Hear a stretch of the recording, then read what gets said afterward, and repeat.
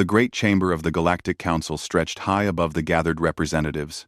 Hundreds of species filled the seats, their forms ranging from massive crystalline beings to small flying creatures that glowed softly in the dim light. At the center of it all stood Dr. Ji-Woo Park, the only human in the entire building. She waited as the council leader, a tall being covered in silver scales, reviewed the documents on the holographic display before him. Ji-Woo had made this journey 17 times in the past 10 years. Each time, she had asked for the same thing. Each time, she had received the same answer. Dr. Park, the council leader said, his voice echoing through the chamber.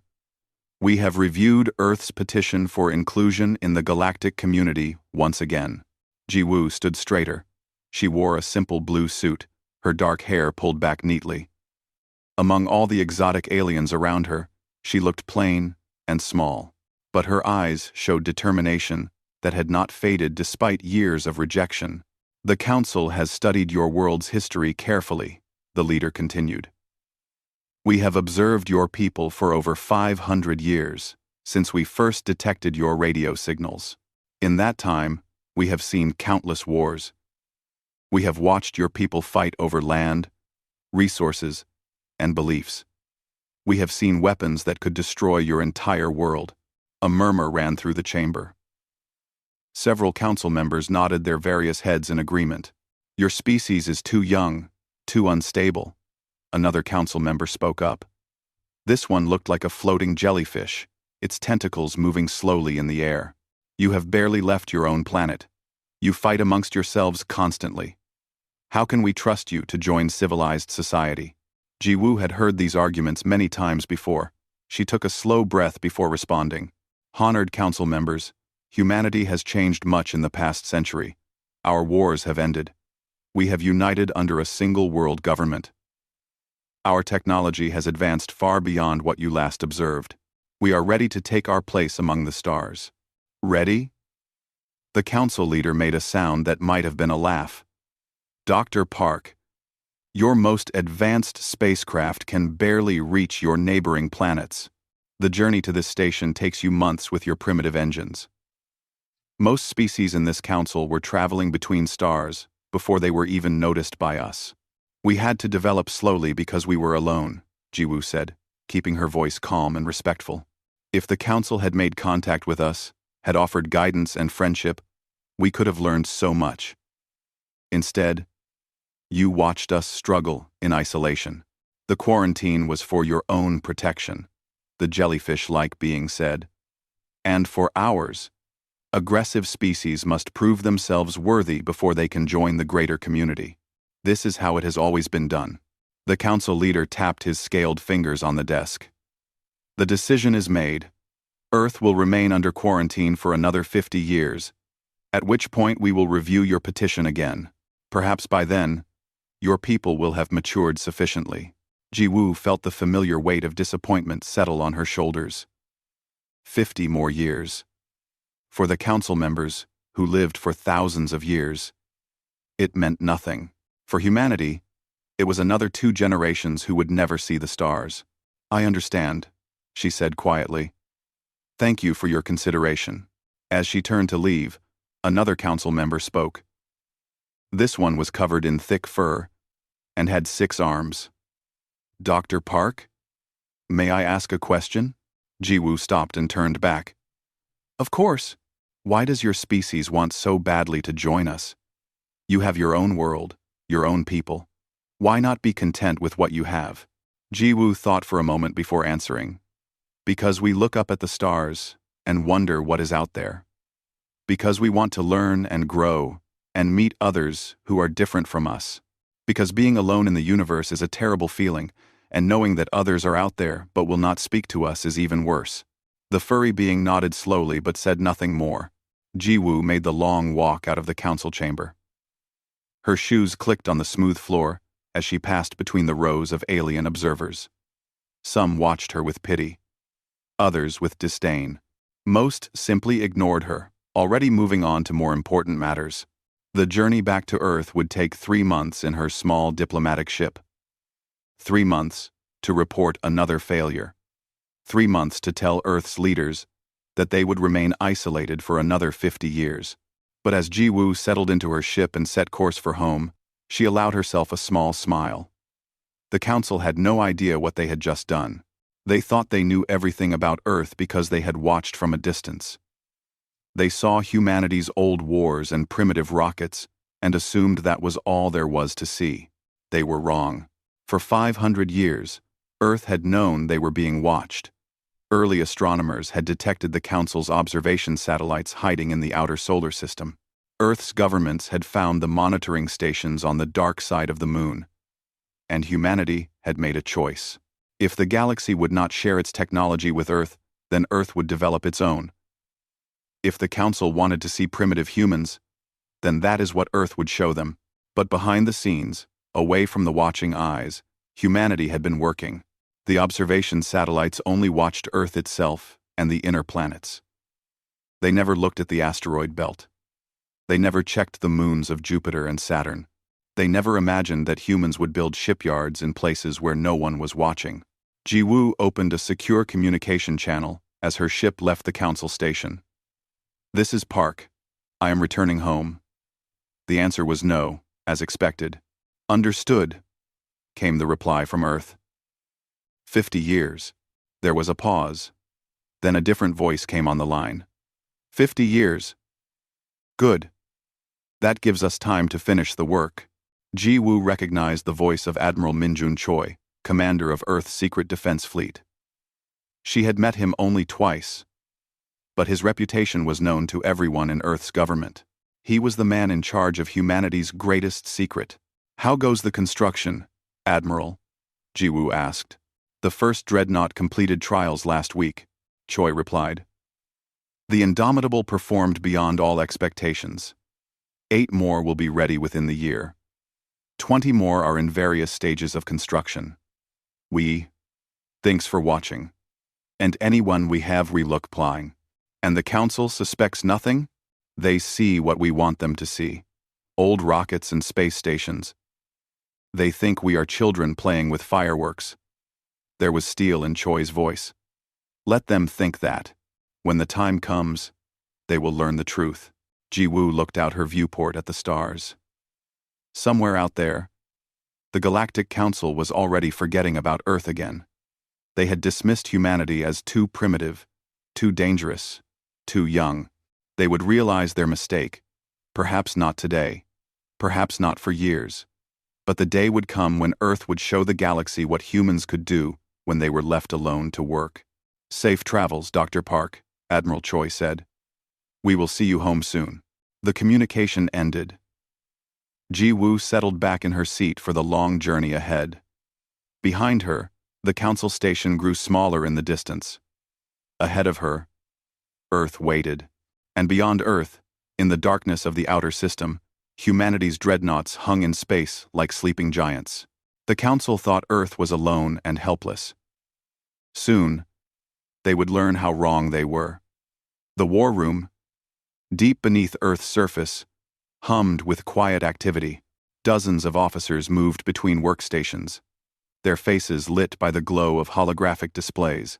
At the center of it all stood Admiral Min-jun Choi, his hands clasped behind his back as he studied the main screen.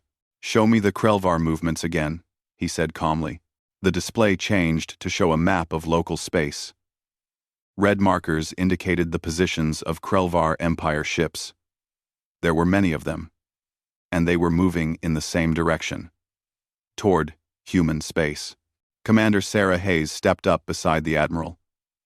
She was one of Earth's best tactical officers, a woman who had spent her entire career preparing for a war she hoped would never come. "They hit the Velan colony 3 days ago," she reported. "Population of 40,000. No survivors. The Krelvar stripped the planet of resources and moved on." Choi's jaw tightened.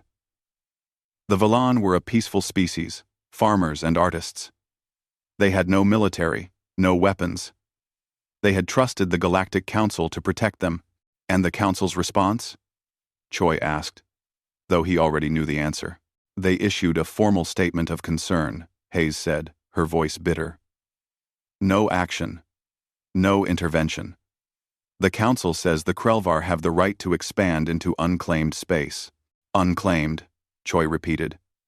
The Velon had lived there for 200 years. The Council says they were not an official member species, so their claim was not recognized. Choi turned to look at Hayes. Just like Earth, she nodded. Just like Earth. We are not Council members. That means if the Krelvar come for us, the Council will do nothing. The Admiral turned back to the display. The red markers were getting closer to the outer edge of Earth's solar system. Intelligence reports suggested the Krelvar had already sent scouts to observe human space. They had likely seen the same thing the Council had seen, primitive humans with old technology. How long until they arrive? Choi asked. If they follow their current pattern, they will need to resupply after the Velon attack. That gives us, maybe 6 weeks. 2 months. At most. 6 weeks. Choi had known this day would come eventually. 500 years of preparation had led to this moment. Humanity had built its fleet in secret, had trained its crews in the outer darkness where no one watched. Now, they would finally have to reveal themselves. Send a message to all shipyards, Choi ordered. I want every vessel combat ready within 2 weeks. Full weapons tests, full crew assignments. No more practice runs. This is real. Hayes hesitated. Admiral, if we activate the entire fleet, the Council will detect it. Their observation satellites will pick up the energy signatures. Good. Choi said simply. Let them see. Let them know they were wrong about us. Choi. Hayes nodded and moved to carry out the orders. Choi remained at the display, watching the red markers creep closer. The Krelvar Empire had been expanding for 300 years. They were a warrior culture, a species that believed strength was the only thing that mattered. They conquered weaker civilizations, took what they wanted, and moved on. The Galactic Council tolerated them because the Krelvar were powerful, and the Council preferred to avoid conflict. But the Krelvar had made a mistake. They had assumed Earth would be easy prey. They had looked at humanity's public technology and seen weakness. They had not looked deeper. Choi pulled up another display. This one showed the current status of Earth's defense fleet. The numbers made him feel a mixture of pride and concern. 29 dreadnoughts, each one larger than anything the Krelvar had.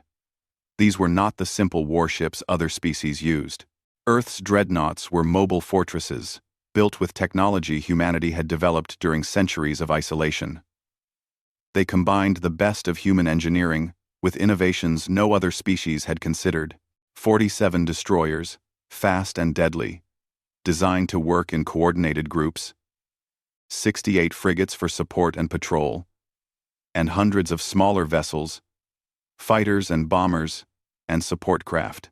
On paper, it was an impressive fleet. But humanity had never fought a real space battle. All their training had been simulations and exercises. The Krelvar, on the other hand, had been fighting for centuries. They had experience that Earth could not match. Admiral. A young officer approached. We are receiving a transmission from the outer system. It's from one of our patrol scouts. Put it through. The main display changed to show a young woman in a pilot's uniform.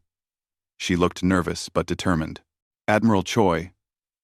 This is Lieutenant Park Min Seo, Patrol Scout 7. I have visual confirmation of Krelvar ships at the edge of the system. Count is 12 vessels. Destroyer class. They are scanning the inner planets. Choi felt his heart rate increase slightly, but kept his expression calm. Are they moving toward Earth? Negative, sir. They appear to be conducting reconnaissance only. But, Admiral, the lieutenant paused. I intercepted some of their communications. They are laughing, sir. They think Earth will be an easy conquest. Thank you, Lieutenant. Maintain your position and continue observation. Do not engage. Yes, sir. The transmission ended. Choi turned to address the entire war room. Everyone, listen closely. The Krelvar scouts are here. This is not a drill. We have very little time before they report back and return with an invasion force. The room fell silent. Every person there had trained for this moment. But knowing it was real changed everything. I want the Indomitable and her battle group ready to launch within 24 hours, Choi continued. All other vessels are to move to defensive positions around Earth. We will not hide anymore. We will not pretend to be weak. When the Krelvar return, they will find humanity waiting. Sir, Commander Hayes spoke up. Should we request assistance from the Galactic Council? Choi almost smiled. No. The Council made their position clear. They do not believe we are worth protecting. We will handle this ourselves. But sir, if we fight alone and lose, we will not lose, Choi said firmly. The Krelvar have technology and experience. But we have something they do not understand. We have 500 years of anger at being ignored. We have the determination of a species that has been told we are not good enough. And we have the simple human refusal to surrender when faced with impossible odds. He looked around the room at the officers and crew members. They were young and old, men and women, from every nation on Earth. They represented all of humanity, united in purpose. Our ancestors fought with spears and arrows against enemies with guns, Choi said. They fought with propeller planes against jets. Humanity has always faced superior technology and found a way to win. Not because we had better weapons, but because we refused to quit. That is what we will do now. The room erupted in determined nods and quiet affirmations. Get to work, Choi ordered. We have a fleet to prepare. As the officers dispersed to their tasks, Choi returned to the main display. He pulled up an image of the Indomitable, Earth's first and finest dreadnought. She was beautiful in a deadly way, all sharp angles and heavy armor. Her weapons could tear apart a planet's surface. Her shields could withstand a direct hit from a nuclear weapon. But more than that, she represented something important. She was proof that humanity could achieve greatness when they worked together. Every nation on Earth had contributed to her construction. Scientists from Tokyo had designed her engines. Engineers from Berlin had built her weapons. Programmers from Mumbai had created her tactical systems. She was truly a ship of Earth, built by humans for the survival of their species. Admiral, Hayes returned to his side. Message incoming from Dr. Park. She is asking what is happening. The Council's observation satellites are detecting unusual activity in our system, Choi considered for a moment. Tell her the truth. Tell her that Earth is preparing to defend itself.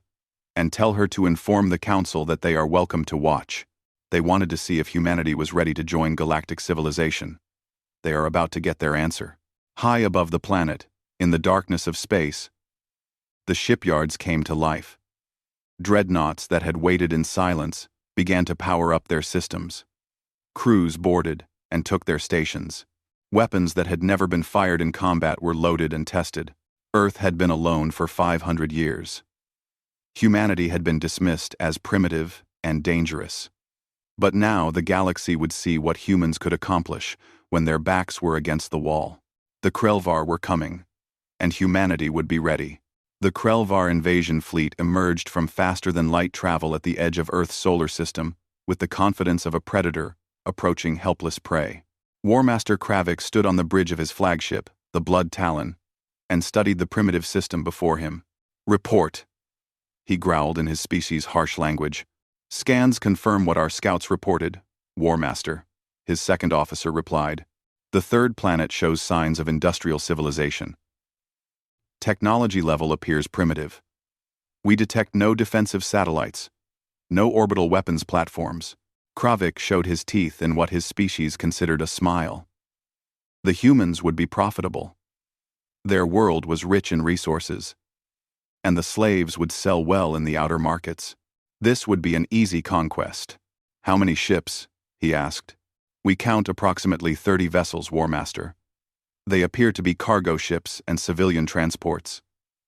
Nothing that poses a threat. Nothing. 30 ships. Kravik's fleet numbered 40 warships, each one a proven killer. This would not even be a real battle. Advance, he ordered. Full speed toward the inhabited planet. Prepare boarding parties. I want this done quickly. The Krelvar fleet moved forward, their weapons powered and ready. Then, everything changed. War Master! The sensor officer suddenly shouted. New contacts! Multiple ships emerging from behind the moon. The main display lit up with red warning indicators. Kravik watched in confusion as ship after ship appeared, moving into formation between his fleet and Earth. These were not the cargo vessels his scouts had seen. These were warships. Big warships. Where did they come from? Kravik demanded. Unknown, War Master. They must have been hiding in the moon's shadow. Our scouts did not detect them. Kravik studied the display more carefully. The human ships were strange-looking, different from any design he recognized. They were massive, heavily armored, bristling with weapons, and there were many of them. Count? He asked, keeping his voice steady. 29 capital ships, War Master. Similar size to our Dreadnoughts. Supporting vessels numbering over 100. Kravik felt the first touch of uncertainty. His scouts had reported humans as primitive.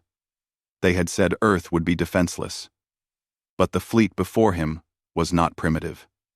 It was modern and well-organized. Communications, he ordered. Scan their transmissions. What language do they use? 10 combatit. I would he to France. They are broadcasting on standard galactic frequencies, War Master, they are saying. The communications officer paused, his expression uncertain. They are saying welcome to Earth's solar system. They request we identify ourselves and state our intentions. So the humans spoke the galactic standard language. That suggested they had contact with the Council. Perhaps they had purchased these ships from another species? Open a channel, Kravik ordered. This is War Master Kravik of the Krelvar Empire. Your system has been designated for imperial expansion. Surrender your planet, and your people will be allowed to live as servants of the Empire. Resist, and you will be destroyed. There was a long pause. Then a response came back in clear galactic standard, spoken with a strange accent. This is Admiral Minjun Choi of the Earth Defense Fleet. Your demand is denied. Leave our system immediately, or face the consequences. Kravik laughed. The human actually thought he could give orders to a Krelvar War Master. I will give you one more chance, Admiral. Surrender or die. You were given your warning, came the reply. You chose to ignore it. That was a mistake. The channel closed. Kravik stared at the display in disbelief. Did this primitive human actually intend to fight? War Master, the human ships are taking aggressive formation, the tactical officer reported. Then we will teach them the price of defiance, Kravik said. All ships, advance and engage. Show these humans what happens when they challenge the Krelvar Empire. On the bridge of the Indomitable, Admiral Choi watched the enemy fleet begin its approach. Around him, his crew worked with calm efficiency. They had trained for this moment for years. Now it was time to see if their preparation was enough. All ships report ready, Admiral, Commander Hayes announced. Good, Choi said quietly. Tactical. What is your analysis? Lieutenant Park Min-seo, who had transferred from scout duty to tactical operations, studied her displays. The Krelvar are using a standard wedge formation, Admiral. They expect to overwhelm us with concentrated firepower at the center while their wings surround us. Then we will not be where they expect us, Choi said. Signal all ships. Execute pattern Delta 7. The Earth fleet suddenly dispersed, breaking into smaller groups that moved in directions the Krelvar clearly did not anticipate. The destroyers and frigates accelerated to speeds that made the sensor officer on the Blood Talon shout in surprise. War Master, the human ships are faster than our vessels. Kravik frowned. How did these primitives have better engines than the Krelvar? No matter, he said. Their ships may be fast, but they are untested. Our warriors have fought 100 battles, Concentrate fire on their largest vessel. We will destroy their flagship and break their will to fight. The Krelvar fleet focused their weapons on the Indomitable. Dozens of energy beams and missile salvos converged on the human dreadnought and struck her shields, which absorbed the impact with barely a flicker. Kravik stared in shock. Impossible. No shields should withstand that much firepower. Their defensive technology is far more advanced than intelligence suggested, Warmaster. Before Kravik could respond, the human ships returned fire. The weapons that struck his fleet were like nothing he had seen before. Instead of simple energy beams, the humans used focused particle cannons that punched through Krelvar shields and armor like they were not there. Missiles that moved in unpredictable patterns, making them impossible to intercept. And something else. Weapons that created strange gravitational distortions that pulled Krelvar ships off course. Within the first minute of combat, 3 Krelvar destroyers were destroyed. Evasive maneuvers, Kravik shouted. Reform the line. Focus fire. But the humans would not let him reform. Their smaller ships darted in and out of the Krelvar formation, attacking from unexpected angles. Their pilots flew with a recklessness that bordered on insanity, taking risks no trained warrior would consider. On the Indomitable, Choi watched the battle unfold with satisfaction. The Krelvar were good fighters, experienced and disciplined, but they fought like they always fought, using tactics that had worked for centuries. Humanity had no old tactics to fall back on. Earth's commanders had studied every recorded space battle in galactic history and learned from them all. They had taken the best ideas from a dozen different species and combined them with human creativity and adaptability. Their flagship is trying to disengage, Hayes reported. Do not let them, Choi ordered. Battle Group 3, cut off their escape route. All dreadnoughts, concentrate fire on their command ship. We end this. Now. Lieutenant Park's fingers flew across her console. Targeting solutions uploaded. Admiral. All ships report ready. 1. Fire. 29 human dreadnoughts fired as one. The combined firepower was devastating. The Blood Talon's shields collapsed under the assault. Her armor cracked and melted. Secondary explosions rippled through her hull. Kravik watched his ship die around him. Smoke filled the bridge. Sparks fell from damaged systems. His crew lay dead or dying at their stations. This was impossible. The Krelvar Empire did not lose battles against primitive species. They were warriors, conquerors, masters of warfare. But the humans had beaten them. Thoroughly and completely beaten them. Warmaster, we must evacuate. His second officer shouted through the smoke. Kravik wanted to refuse, wanted to fight to the end as a true Krelvar warrior should. But looking at the display, seeing his fleet scattered and burning, he knew there was no point in dying here. Signal retreat, he said, the words bitter in his mouth.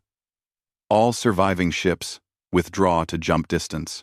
The remains of the Krelvar fleet turned and ran. The humans could have pursued, could have destroyed them all. But they held position, content to defend their home, rather than chase a beaten enemy. On the Indomitable, Choi watched the enemy retreat. His crew was cheering, celebrating their victory. He allowed himself a small smile. Damage report? He asked Hayes. Minimal, Admiral. Some shield damage on several ships. One frigate took a direct hit, but is still operational. No casualties. No casualties. They had faced a superior enemy force, and won without losing a single life. Open a channel to all ships, Choi said. This is Admiral Choi. You have done well today. You have shown the galaxy what humanity can accomplish. You have defended our home and our people. I am proud of every one of you. Ah, he paused, then continued. But this is not over. The Krelvar will return with a larger fleet, and the Galactic Council will demand answers about our hidden fleet. Rest while you can. Greater challenges are coming. The celebrations quieted as the reality of the situation set in. They had won the first battle. But the war had just begun. In the council chamber, alarms blared as the combat data from Earth's system reached their monitors. Council members rushed to view the impossible footage. The primitive humans had defeated a Krelvar fleet, and they had done it with technology the council had never seen before. The council leaders stared at the display showing Earth's dreadnoughts. "Get me Dr. Park," he said quietly. "We need to talk." Dr. Jiwoo Park stood once again in the Galactic Council chamber, but this time everything was different. The council members were not dismissive or bored. They stared at her with expressions ranging from shock to fear to anger. The council leader's silver scales seemed darker than before, his eyes fixed on the holographic display between them. It showed footage from the battle, recorded by the council's own observation satellites. Earth's dreadnoughts moved through space with deadly grace, their weapons cutting through the Krelvar fleet. "Explain this," the council leader said. His voice was not commanding now. It was uncertain. Jiwoo stood straight, her hands clasped in front of her. She wore the same simple blue suit as always, but she carried herself differently now. She was not a beggar, asking for favors. She was a representative of a power the council had not known existed. "What would you like me to explain?" she asked calmly. "Do not play games with us, Dr. Park," the furry six-armed council member said. "You claimed your people were primitive. You said Earth had barely reached your neighboring planets. Yet we just watched your fleet destroy a Krelvar invasion force with technology that rivals or exceeds anything in council space." "I claimed nothing," Jiwoo replied. "I told you what you wanted to hear. I showed you what you wanted to see. You assumed the rest."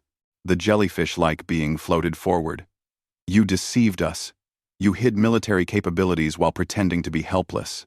We did exactly what you forced us to do," Jiwoo said, her voice harder now. "For 500 years, the Council watched Earth. You saw our wars and our struggles, and you decided we were too dangerous to join galactic civilization. You quarantined us like a disease." "We had valid concerns," the council leader began. "You had prejudice," Jiwoo interrupted. "You looked at humanity and saw violence. You never bothered to look deeper. You never asked why we fought. You never tried to understand us.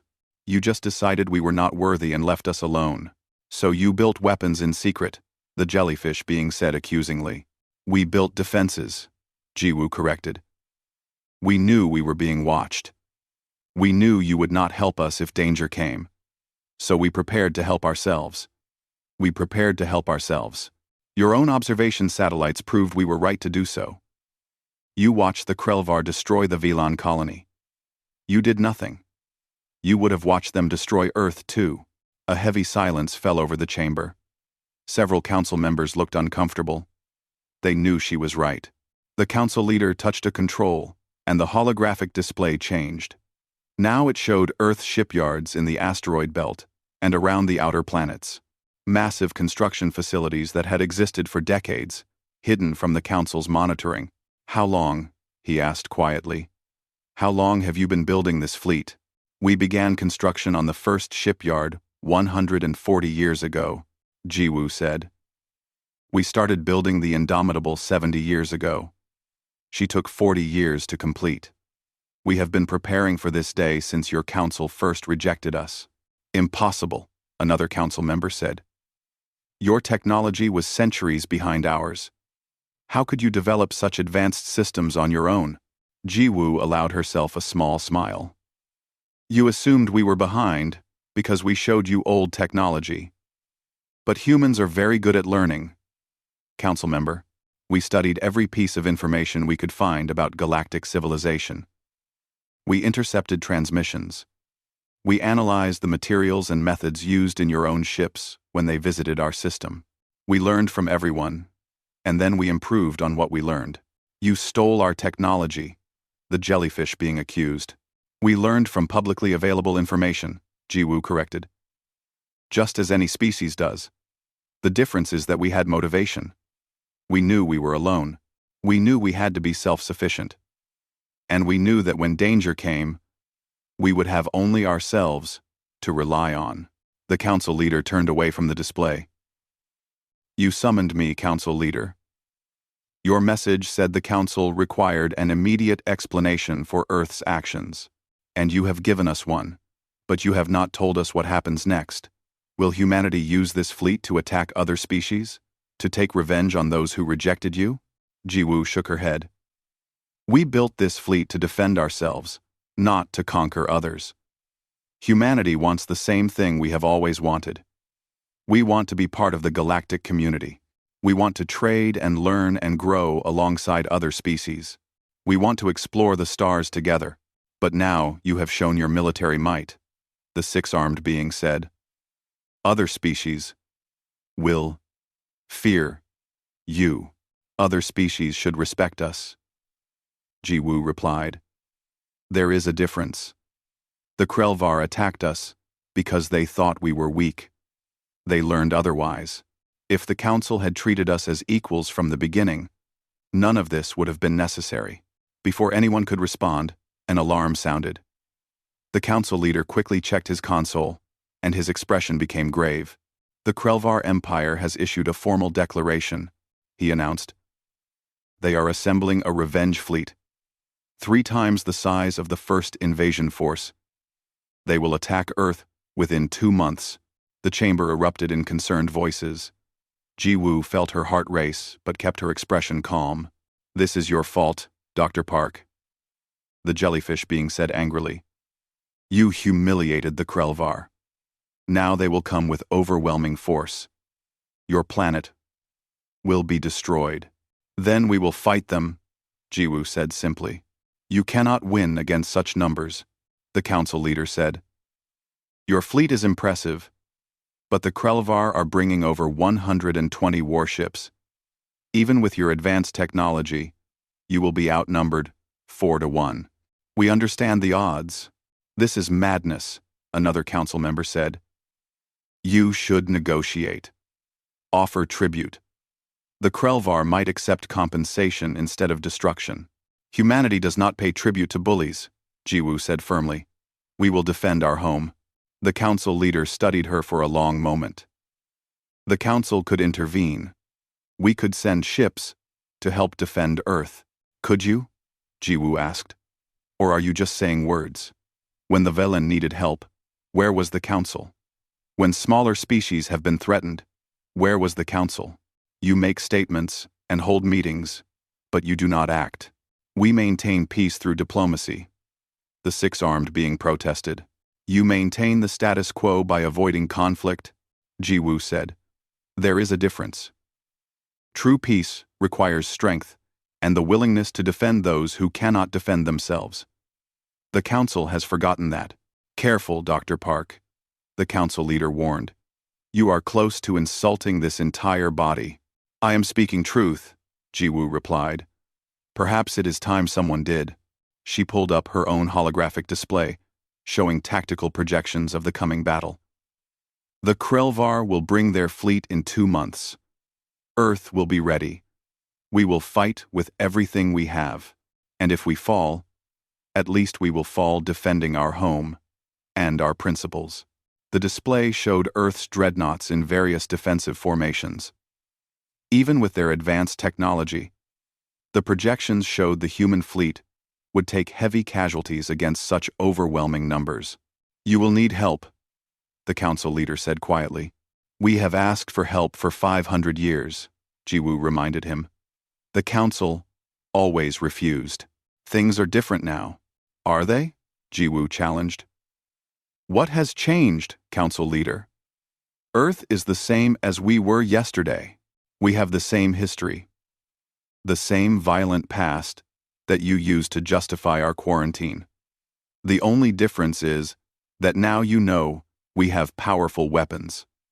Is that what it takes to earn the council's respect? Military might? The council leader had no answer. I will present Earth's situation to the full council, he finally said. We will vote on whether to send assistance. When will this vote take place? Jiwoo asked. Within the week. And if the vote fails? If the council decides not to help? On. Then Earth will face the Krelvar alone, as you say you are prepared to do. Jiwoo nodded. Then we have nothing more to discuss. I will return to Earth and inform my government of the Council's deliberations. She turned to leave, but the six-armed council member called out. Dr. Park! Wait! Why do this? Why fight a battle you probably cannot win? Why not evacuate your people? Relocate to another world. The council could arrange sanctuary. Jiwoo looked back at the council member. Because Earth is our home. Because humanity does not abandon what is ours. Because if we run now, we will run forever. Better to stand and fight, even against impossible odds. That is what it means to be human. She left the chamber before anyone could respond. The walk back to her ship felt longer this time. The weight of what was coming pressed down on her shoulders. 2 months. That was all the time Earth had to prepare for the largest battle in human history. The Council might send help, but Jiwoo doubted they would. The Council had shown their true nature over 500 years. They were not protectors. They were observers, content to watch from safety while others suffered.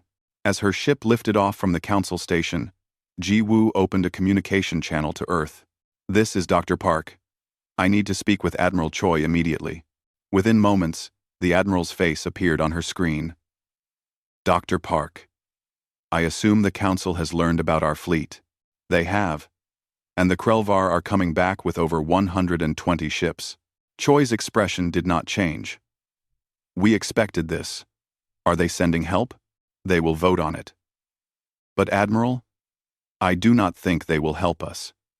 I think we are on our own. Choi nodded slowly. Then we will do what humans have always done. We will adapt. We will fight. And we will find a way to survive. Can we win against such numbers? I do not know, Choi admitted. But I know we will try. Get home safely, Dr. Park. We have much work to do. The transmission ended. Jiwoo settled back in her seat for the long journey home. Behind her, the Council debated humanity's fate. Ahead of her, Earth prepared for war. And somewhere in the darkness of space, the Krelvar Empire gathered its forces for revenge. The Krelvar revenge fleet emerged from faster-than-light travel, like a storm made of metal and fury. 123 warships, the largest force the Empire had assembled in 50 years. At their center flew the Emperor's Pride, a massive super dreadnought commanded by Grand Admiral Thrak himself. Thrak was old even by Krelvar standards, a warrior who had conquered 40 worlds and never known defeat. The loss to the humans had been a personal insult to him and to the Empire. He had come to erase that shame with overwhelming force.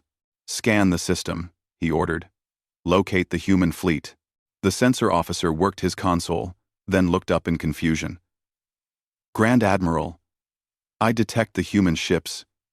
They are in orbit around their planet. How many? All of them, sir. The entire fleet. They are not hiding this time. Thrak showed his teeth. Good. The humans would face him directly. That showed courage, even if it was foolish courage. And their numbers? Unchanged from the first battle, Grand Admiral. 29 capital ships, approximately 150 supporting vessels. The numbers were almost laughable. The humans were outnumbered more than 4 to 1 in capital ships. Their supporting vessels faced similar odds. This would not be a battle. It would be an execution. All ships, advance, Thrak commanded. We will crush them completely. On Earth, billions of people watched the sky and prayed. They knew what was coming. Every screen on the planet showed the approaching enemy fleet. Transmitted from the orbital sensors, children held their parents' hands. Elderly citizens remembered old wars fought with primitive weapons. Everyone knew this might be humanity's last day. On the bridge of the Indomitable, Admiral Choi stood calm and composed. He had spent the past 2 months preparing for this moment. Every ship had been checked and rechecked. Every crew member had trained until they could perform their duties in their sleep. Every weapon had been tested and calibrated. Status report, he said quietly. Commander Hayes consulted her displays. All ships report ready, Admiral. Crews are at battle stations. Weapons charged.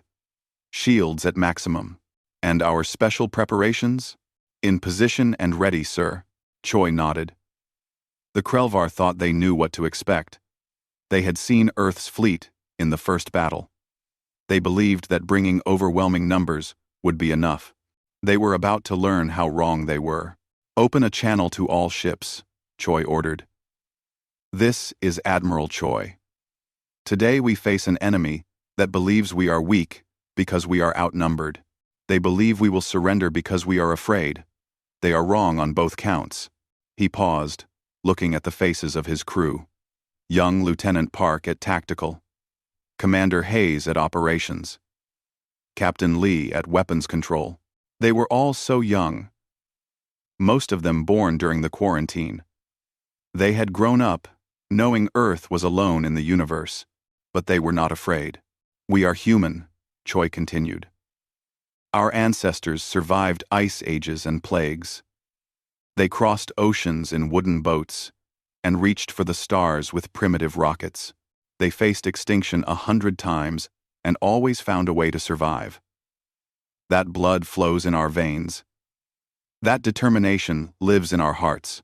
On every ship in the fleet, crews listen to their admiral's words. The enemy brings numbers. We bring courage. They bring experience. We bring innovation. They fight because their pride was wounded. We fight because this is our home, our families, our world, and we will show them what humans do when their backs are against the wall. Choi straightened in his chair. All ships. Execute battle plan, Omega. Show them what humanity can do. The human fleet suddenly moved in a pattern the Krelvar had never seen. Instead of forming a defensive line, the ships scattered into dozens of small groups. The Dreadnoughts took positions behind the planet itself, using Earth's gravity well as cover. What are they doing? Thrak demanded. Unknown, Grand Admiral. Their formation makes no tactical sense. They have divided their forces. Thrak studied the display with suspicion.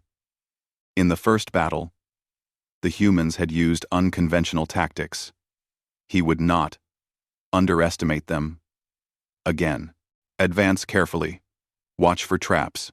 As the Krelvar fleet moved deeper into the system, the first surprise hit them. What they had dismissed as civilian stations and orbital facilities suddenly activated. These were not simple satellites. They were weapons platforms, hidden in plain sight, massive mining lasers, designed to cut apart asteroids for resources, turned toward the Krelvar fleet. They had been repurposed, enhanced, and networked together. When they fired, their combined power was devastating. 3 Krelvar destroyers vanished in blasts of superheated plasma. 4 more were crippled, their hulls sliced open by beams meant to cut through solid rock. Return fire, Thrak roared. Destroy those platforms. But destroying them took time and attention. While the Krelvar focused on the weapons platforms, human destroyers struck from unexpected angles. They came from above and below the orbital plane, moving in 3-dimensional patterns that confused the enemy sensors. And they were not alone. Hundreds of small ships suddenly appeared. Ships the Krelvar had ignored as civilian vessels. But these cargo ships and commercial transports had been converted to carry weapons. They were not powerful individually, but there were so many of them, and they moved in coordinated swarms. They turned their entire orbital infrastructure into a weapons system. The Krelvar tactical officer shouted. Thrak's jaw tightened. Clever. The humans had used what they had, turning ordinary tools into weapons of war. It showed creativity and desperation in equal measure. Press the attack, he commanded. We still have superior numbers. Concentrate fire on their capital ships. The Krelvar fleet pushed forward, trading fire with the human defenses. They destroyed platforms and civilian ships, cutting through the outer defenses. But every step cost them ships and time. Finally, they reached the planet itself. The human dreadnoughts waited there, positioned carefully around Earth. "All ships, full assault," Thrak ordered. "End this now." The Krelvar fleet charged forward in a massive wave. Over 100 warships bearing down on 29 human dreadnoughts. The humans could not possibly survive such an attack. But Admiral Choi was not trying to survive. He was trying to win. "Now," he said calmly. Earth's moon suddenly came to life. What the Krelvar had thought was a natural satellite was actually honeycomb with human facilities. Massive electromagnetic cannons built into the lunar surface fired, launching projectiles at a significant fraction of light speed. The kinetic projectiles struck the Krelvar fleet like the hammer of an angry god. Ships exploded. Formations shattered. The carefully coordinated assault dissolved into chaos. "Impossible!" Thrak stared at the destruction. "How did we not detect those weapons?" "They were powered down, Grand Admiral. They used passive cooling systems to avoid thermal detection." The human dreadnoughts took advantage of the confusion. They moved out from behind Earth, their weapons firing in perfect coordination. But they were not aiming randomly. They focused fire on specific ships, the command vessels, and strategic targets. Lieutenant Park's tactical analysis had identified the key ships in the Krelvar formation. Taking them out would disrupt the enemy's ability to coordinate their assault. One by one, those targets were destroyed or disabled. On the Emperor's Pride, alarms blared as the ship took multiple hits. "Damage report. Shields failing. Hull breaches on decks 4 through 7. We are losing engine power." Thrak could not believe what was happening. His fleet was falling apart. The humans had turned their entire system into a trap, using every resource available to them. They fought with a creativity and determination he had never encountered. "All ships, reform around the flagship," he ordered. But many of his ships could not respond. The lunar cannons had destroyed or disabled over 30 vessels in the first volley. The orbital platforms and civilian ships had taken down another 20. The human dreadnoughts were systematically destroying his command structure. In less than 20 minutes, the Krelvar had lost over half their fleet.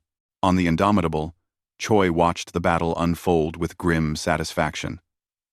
Earth's forces were taking damage too. Several weapons platforms had been destroyed.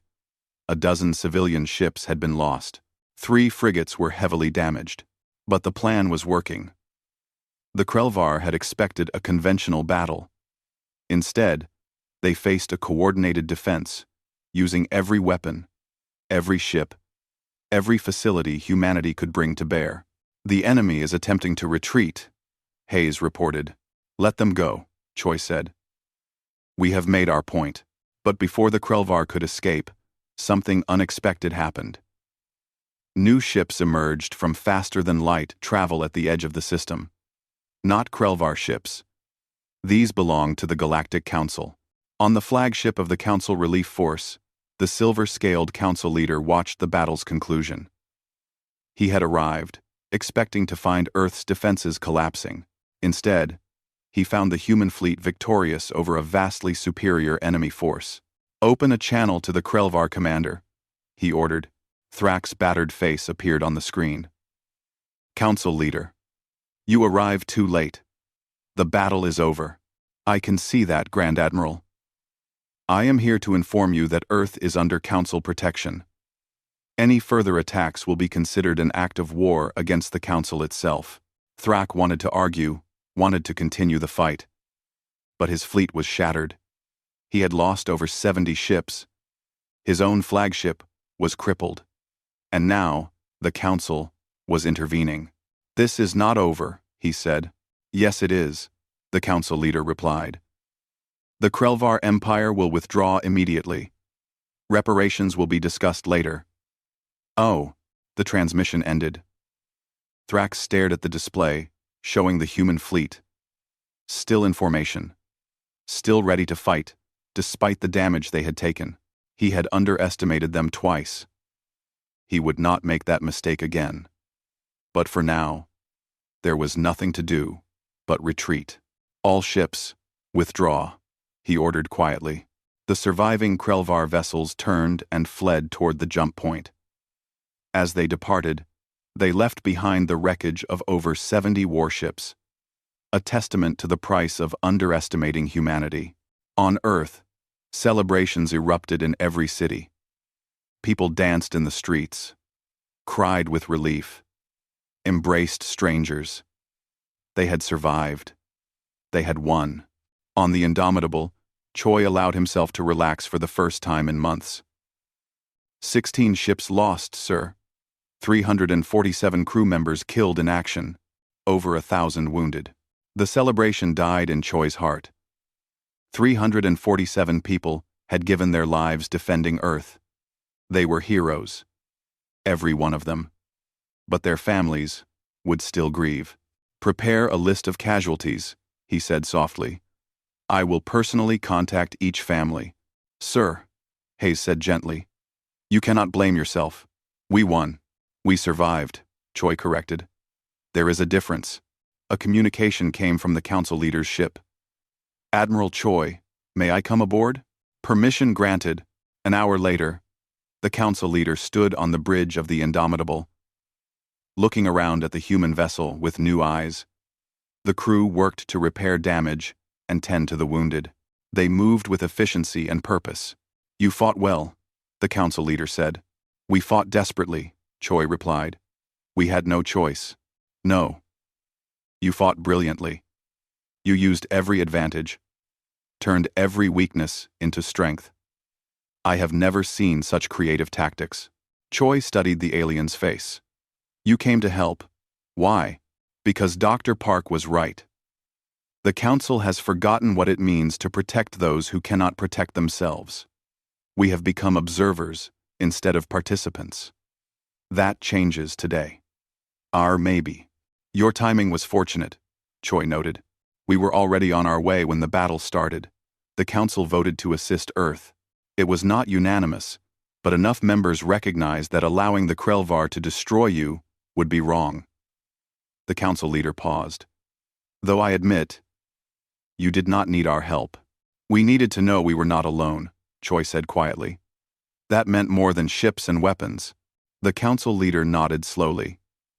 Admiral Choi, the Council wishes to formally invite Earth to join galactic civilization, not as a probationary member or a species on trial, as full equals.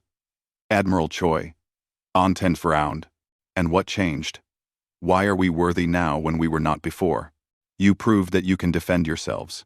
You proved that humanity has the strength and determination to stand among the stars. But more than that, you showed mercy. You could have destroyed the Krelvar fleet completely, but you let them retreat. That shows wisdom. Choi considered this. I need to consult with Earth's government. This decision is not mine alone to make, of course. But Admiral, speaking personally, I hope you accept. The galaxy needs species like humanity. Species that refuse to surrender. Species that protect the weak. Species that turn their cargo ships into weapons when necessary. A small smile crossed Choi's face. We will discuss it. Later, as the Council leader's shuttle returned to his ship, Dr. Jiwoo Park arrived on the Indomitable. She found Choi standing alone in the observation deck, looking out at Earth. We did it, she said softly. We are not alone anymore. We were never alone, Choi replied. We had each other. That was always enough. Jiwoo stood beside him. The Council is offering membership. Full status. Everything we asked for. And what do you think? Should we accept? I think we should, Jiwoo said. Not because we need them, but because they need us. The galaxy has forgotten what it means to stand and fight for what is right. We can remind them. Jiwoo, Choi nodded. Then, we will join them. As equals. As partners. But never as subordinates. Never, Jiwoo agreed. They stood together, watching their world turn slowly in the darkness of space. Earth had been alone for 500 years. Humanity had been dismissed as primitive and dangerous. But today, they had proven themselves. Not through conquest or domination, not by becoming what the galaxy expected, but by being exactly what they had always been: human, stubborn, creative, determined, and willing to fight for what they believed in, even against impossible odds. The galaxy thought Earth was alone. Then humanity's dreadnoughts arrived, and everything changed.